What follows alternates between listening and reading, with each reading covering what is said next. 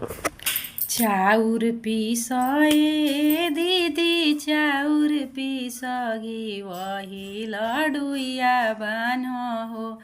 आरे हम जइबो काशी बाना रसया पाना जनेउआ लागि हो। चाउर पिसए आमा चाउर पिसगी वही लडुइया बान हो। आरे हम जइबो काशी बाना रसया पाना जनेउआ लागि हो।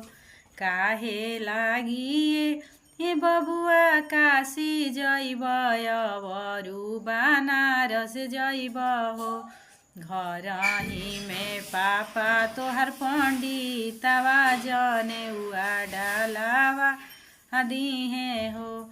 घरही में चाचा तोहर पंडितवा तो नवगुन जनेउआ दिहे हो। चाउर पिसए भाभी चाउर पिसगी वही लडुइया बान हो। ए भाभी हम जइबो काशी बाना रसया पाना जनेउआ लागि हो।